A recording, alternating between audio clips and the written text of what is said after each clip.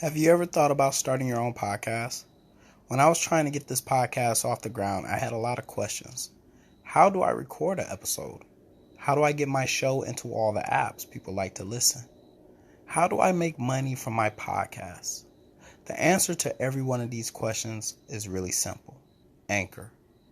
Anchor is a one-stop shop for recording, hosting, distributing your podcast. Best of all, it's 100% free and ridiculously easy to use. And now, Anchor can match you with great sponsors who want to advertise on your podcast. That means you get paid to podcast right away. In fact, that's what I'm doing right now by reading this ad. So if you got an extraordinary thought for the ordinary mind that you want everyone else to hear, then go to Anchor.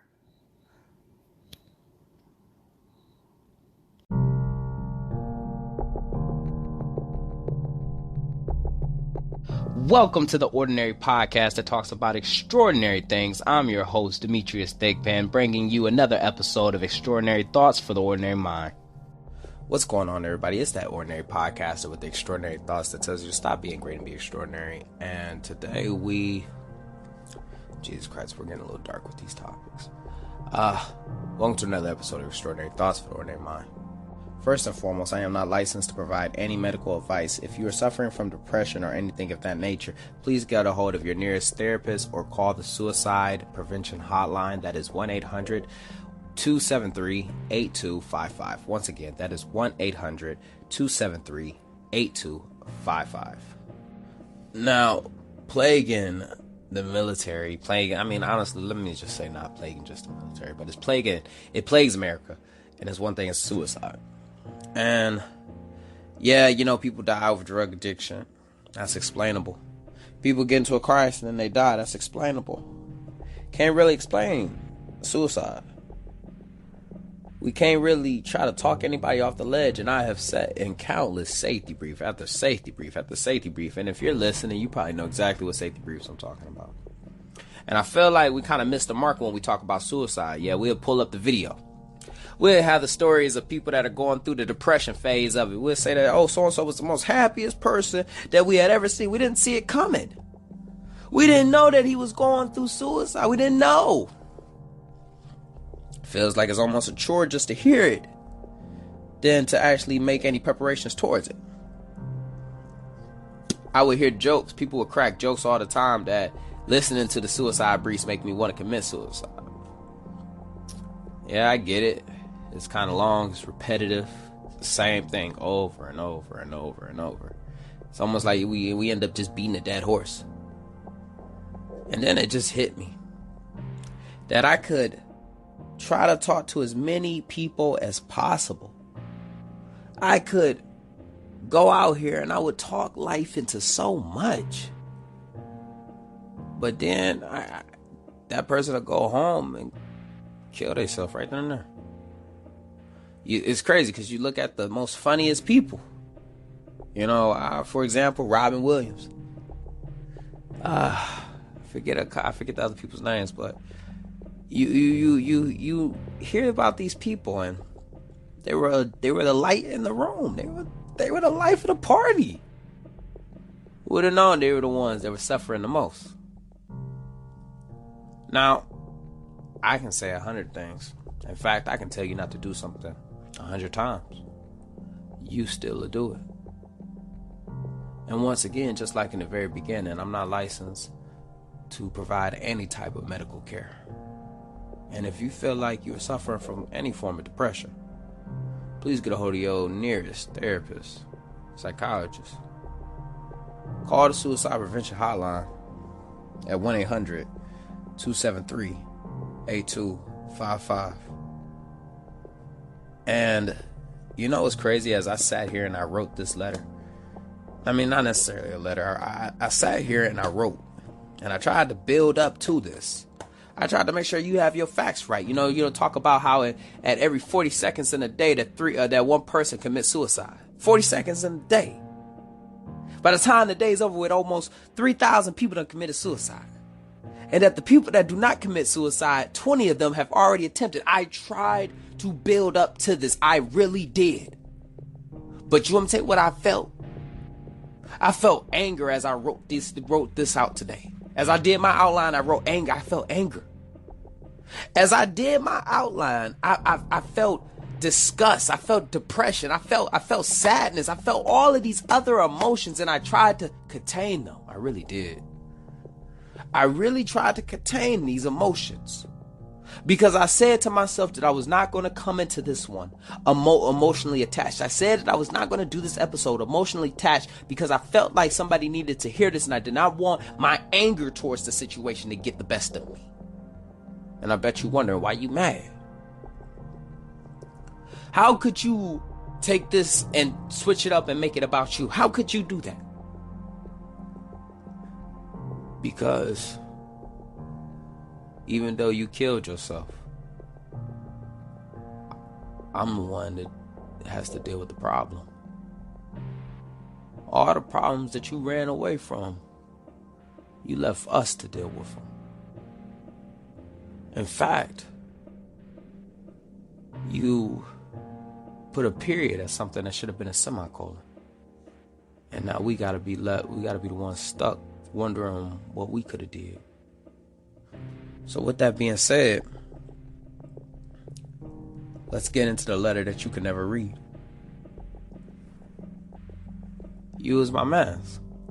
Matter of fact, you were my best friend. Any closer, I think that we would have been connected. It's crazy because you called me your brother, I called you my brother. Matter of fact, I brought you home to see my family at one point. You knew my mother. We would sit back sometimes and we would talk all day.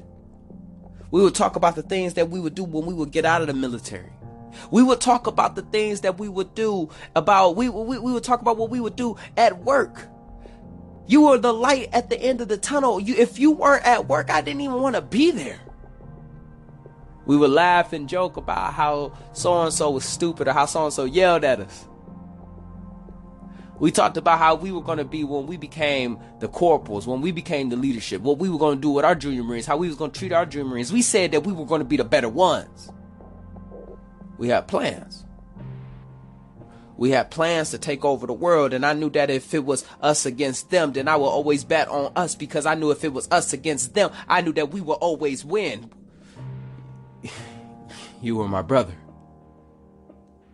You were my brother, and I had never loved somebody the way that I had loved you.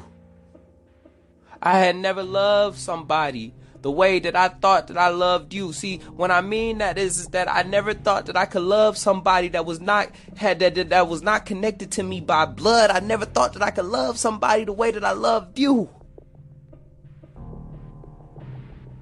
Why didn't you love me back? I always sit back and always think that you were the life of the party. You were the life of the party. I mean, every time that we would have a get together, every time that somebody would come around, we would be out there in the back. We would be hitting the grill, we'd be drinking, and everybody would just flock to you. It was your energy that we just all came to you. You was like why would you? How did you not get it? We slept right next to each other. We slept in the exact same room.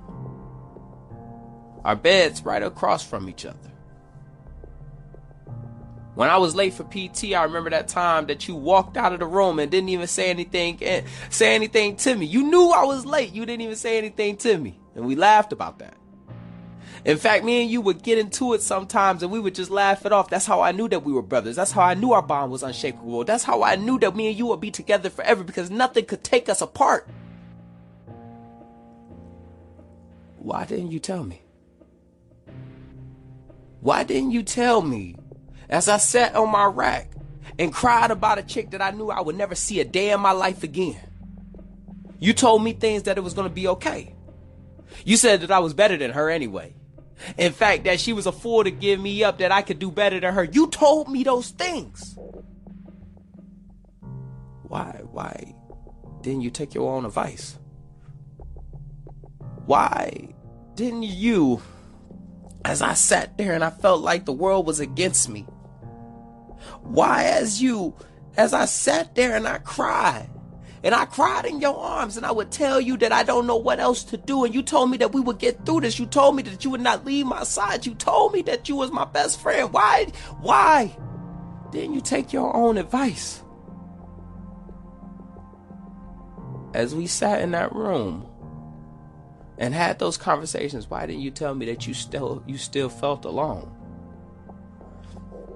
As we sat around all those people, why didn't you tell me that you still felt like you were the only one in the room? Although you were the light at everyone else's tunnel, as though you were the life of the party, why didn't you tell me that there was a darkness brooding in your heart? And as we closed the blinds and prepared to go to sleep at night, why didn't you tell me that those demons were closing in on you?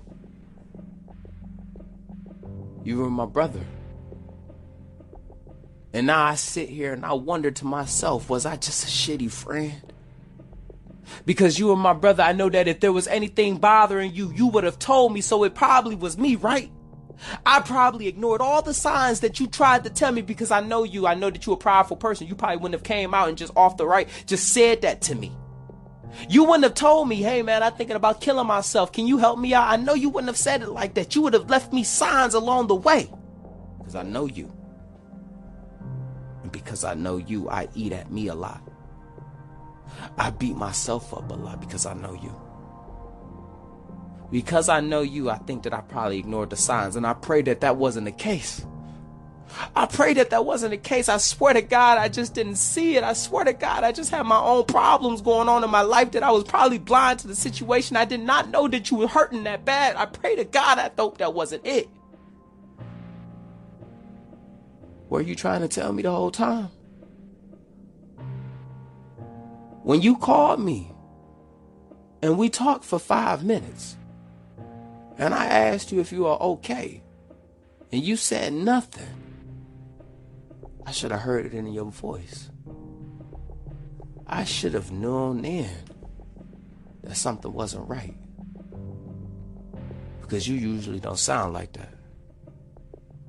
You usually don't act like that, and I swear to God, I wasn't trying to ignore you. I promise you that. I promise you I was not trying to ignore you. I promise you I just had stuff going on. Or maybe you didn't tell me. Maybe I'm not tripping. Maybe you kept that secret to yourself, right? And you know what's so funny about that situation, and this is the reason why that I hold so much resentment towards you, is because although you don't have to deal with the problem now, you have left me to have to deal with it. We were friends. You were my brother, but for some reason I can't help but to feel betrayed about the situation. I feel like I'm the one that has to be left with the shitty end of the deal. Meanwhile, you don't have to deal with it. Why did you run from this?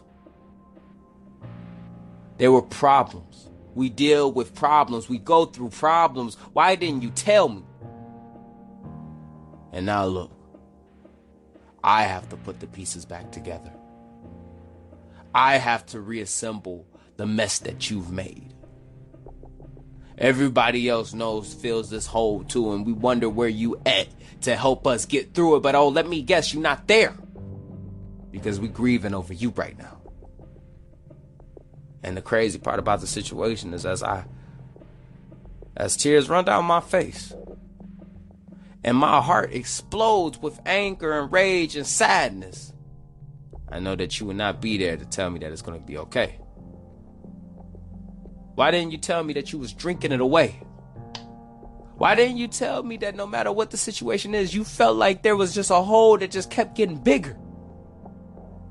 I don't understand, after all the advice that you gave me, how could you not take your own advice?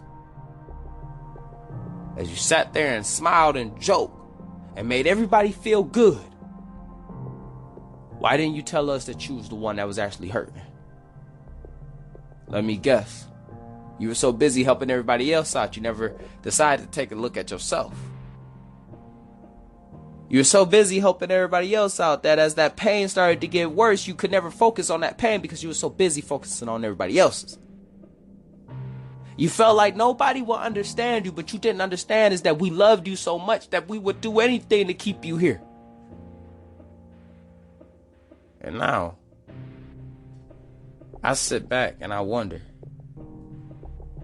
is there anything that I could have did? Is there any way that I could have prevented this? And there's not a day that don't go by. It's not a day that does not go by that I don't miss you. It's not a day that don't go by that I'm not reminded of you. And on some days I hate you. Some days I'm inconsolable because I'm crying too hard. Some days I laugh, some days I smile. And there's days where I'll sit back and I'll say this exact same thing. And although I just said it, and I'm pretty sure somebody gonna hear it, I know that you would never hear it.